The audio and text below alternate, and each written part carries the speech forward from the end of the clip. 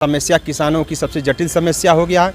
मुझे लग रहा है इसी शासन काल में इन्हीं अधिकारियों के साथ और भी किसान गोरखपुर जनपद में आत्महत्या करने का मजबूर हो जाएंगे।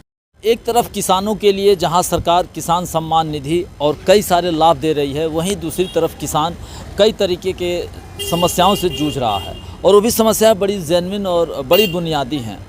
जब एक किसान शासन और प्रशासन की परिक्रमा करता है तो सोचने का विषय यह है कि कैसे वो अपना जो फसल का काम है वो कैसे कर पाता होगा, उसके जो घरेलू कामकाज है, परिवार के प्रति जो दायित्व है वो कैसे हो पाता होगा जब वह सरकारी कागज़ों में, फाइलों में खुद को उलझाए रखेगा, वो भी किसान। तो हमारे साथ एक किसान हैं और बड़े जुझारू नेता हैं और जो किसानों की समस्याएं हैं उसको बड़ी मुखरता से भी उठाते हैं। आइए आज हम इनसे बात करते हैं कि किन समस्याओं को लेकर के आज यहाँ गोरखपुर के डीएम कार्यालय पे आना हुआ है। सर बहुत बहुत स्वागत है। धन्यवाद। कैसे क्या दिक्कत हो गई आपको? मैं भारतीय किसान यूनियन लोक शक्ति पूर्वांचल प्रभारी दिलीप किसानों की मुद्दा को लेकर हमेशा अधिकारियों के समक्ष मैं आता रहता हूं। इसमें वर्तमान में नलकूप विभाग की नाली जो थी कुछ दबंग किस्म के विकास गुप्ता ने कब्जा कर लिया था। नहीं, नाली कैसे कब्जा कर सकता है जबकि मुख्यमंत्री सीधे बोल रहे हैं कि भू माफिया हो या किसी भी तरह के माफिया हो तो या तो जेल में है नहीं तो ऊपर है। तो ये कहाँ से पैदा हो रहा है? नहीं, जो कह रहे हैं उनकी झूठी रिपोर्ट बता रही है। जो अधिकारी द्वारा रिपोर्ट जा रही है माननीय मुख्यमंत्री जी पढ़ रहे हैं। सिर्फ माननीय मुख्यमंत्री जी पढ़ने का काम कर रहे हैं, हकीकत ज़मीन पर देखने का काम नहीं कर रहे हैं। अब उन्हीं के जनपद में, गृह जनपद में, उन्हीं के शासन काल में और उन्हीं लोगों के योग्य लोग के साथ में मिलकर ये विकास गुप्ता जो जबरन नाली का ज़मीन कब्जा कर रहा है। लोग तो अभी तक किसानों की ज़मीन कब्जा कर रहे थे, ये सरकारी ज़मीन को भी नहीं छोड़ रहा है। यहाँ तक NHI विभाग की नाली कब्जा कर लिया, NHI विभाग कुछ नहीं कर पाई। अच्छा, कितना नाली निकली हुई है, क्या फीट है कि उस आदमी ने कब्जा कर लिया? 20 कड़ी गुड़े 100, 20 कड़ी गुड़े 100। अब उस हिसाब से मान के चलिए कि 1-2 डिसमिल तो हो ही जाएंगे। और जो कि रोड पे है, रोड को देखते हुए ना कब्जा कर, जो इसके नाम से भी नहीं है। नाम से न होने के बाद जब इस पे अधिकारी से हमारी वार्ता हुई, जब हमारे गांव के किसान ने शिकायत किया, शिकायत पर झूठी रिपोर्ट लगाई गई, तो नलकूप विभाग के अधिकारी से मेरी वार्ता हुई और हमने भी शिकायत किया कि आप अगर नलकूप विभाग की नाली है तो इसको मुक्त कराइए, क्यों कब्जा करा रहे हैं। तो SDO और जो JE थे और एक्सीएन साहब थे, उन्होंने साफ कह दिया कि नाली हमारी नहीं है। मैं ये जानना चाहता हूँ, मेरी उम्र इतनी बड़ी हो गई और पिता के समय से वो नाली बना हुआ था, उसमें आज़ादी के बाद जो भी नाली की प्रक्रिया बनी थी उसमें नाली बनाई जा रही थी, आज भी वो नाली उस पर मौजूद है। तो नाली विभाग का, नलकूप विभाग का है कि राजस्व विभाग का है, ये तो समस्या विभाग का है, मेरा तो है नहीं। बस किसान का यही है कि नाली था, इसको नाली को मुक्त कराया जाए। तो नाली कहीं ना कहीं अगर कब्जा कर ली गई है तो जो पानी की सप्लाई होती थी फसलों तक, वो तो बाधित हो रही होगी। बाधित हो गई, बस एक ही गांव के नहीं 2-3 गांव की बाधित हो गई। उस नाली से 2 गांव की नालियों में पानी जाता था और किसानों को जो पानी की सुविधा मिल रही थी उसमें दिक्कत आने लगी, समस्या पैदा। अच्छा, जब आप मौके पर पहुँचे तो कितना किसान लग रहा है कि उस नाली के कब्जा हो जाने से प्रभावित हैं? मान के चलिए कि कम से कम 25-50 किसान हो जाएंगे, क्योंकि सबकी ज़मीन बड़ी है, लोग प्रभावित हैं और कई सौ एकड़ फसलें पानी नहीं पाएंगे। और समस्या किसानों की सबसे जटिल समस्या हो गया है। मुझे लग रहा है इसी शासन काल में इन्हीं अधिकारियों के साथ और भी किसान गोरखपुर जनपद में आत्महत्या करने का मजबूर हो जाएंगे।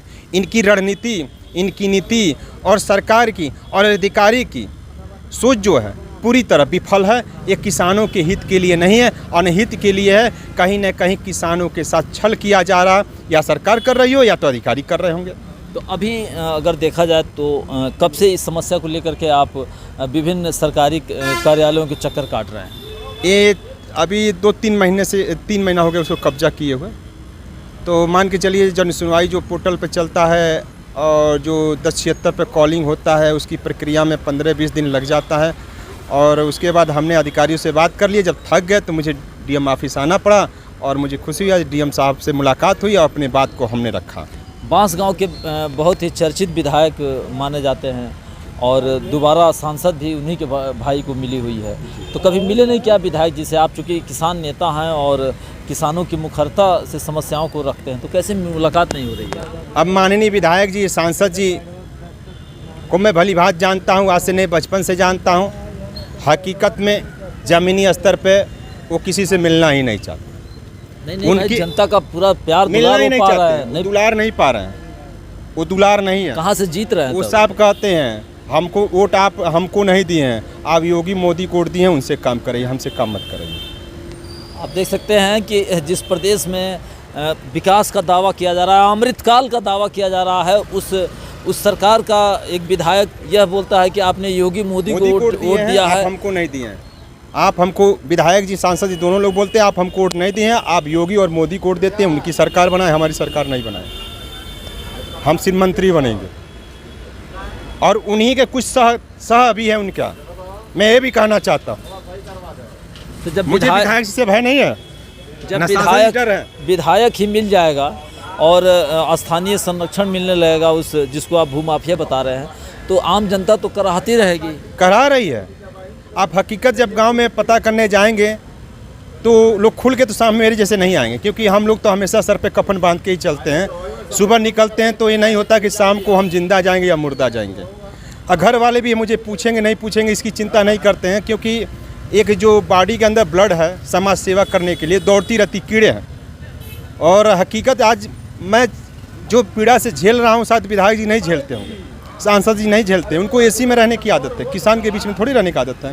वो कुछ अपराधियों के साथ मिल के वो चाहते हैं कि हम सरकार बना रहे हैं, ऐसी कोई बात नहीं है। पिछले बार चुनाव में उनकी गुंडागर्दी, इस बार भी गुंडागर्दी, कहीं न कहीं सम्मिलित हैं।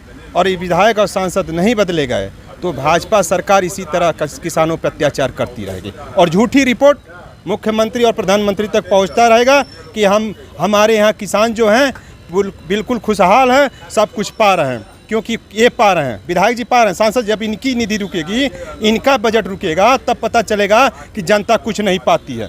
इनकी बात सुनकर के अदम गोंडवी का एक शेर याद आ रहा है कि तेरी फाइलों में गाँव का मौसम गुलाबी है, ये आंकड़े झूठे दावे किताबी हैं। क्या ऐसा ही है? बिल्कुल सही कहे आपने, आप शहरों में जो कहे बिल्कुल सही किए, सही किए और 100% सत्य कहे, ऐसा होना चाहिए। और मुझे बस चलता अगर एक नहीं हुआ, अधिग्रहण जमीन खाली नहीं की गई, तो मैं विधायक और सांसद जी का घर भी घेराव करने का काम करूंगा। देख सकते हैं दोस्तों, अभी केंद्र सरकार में जब किसान 3 वर्षों तक लगातार अपनी मांगों को लेकर के बैठे रहे और जब प्रधानमंत्री खुद सामने आकर के कहा कि लगता है कि मेरी तपस्या में कोई कमी रह गई है, यह बातें उत्तर प्रदेश के गोरखपुर में भी लगता है कि सच होने जा रही हैं। क्योंकि हमारे साथ जो दिलीप किसान नेता हैं, इन्होंने कहा है, इन्होंने ओपन घोषणा किया है, अनाउंसमेंट किया है कि अगर हमारी मांगें नहीं मांगनी गई, हमारे किसानों की समस्याओं को नहीं दुरुस्त किया गया, तो निश्चित तौर पर जो हमारा अगला कदम होगा वो विधायक और सांसद का घेराव करेंगे। देखते हैं सरकार इस खबर को देखने के बाद या प्रशासन के लोग इसको देखने के बाद कितनी तत्परता से कोई ठोस कदम उठाते हैं। क्योंकि ये किसान को जहां खेत में होना चाहिए वो आज सरकारी कार्यालयों के चक्कर काट रहा है, तो एक साथ कई सवाल खड़े करते हैं। खबर कैसी लगी इस संदर्भ में अपनी राय जरूर दें। धन्यवाद।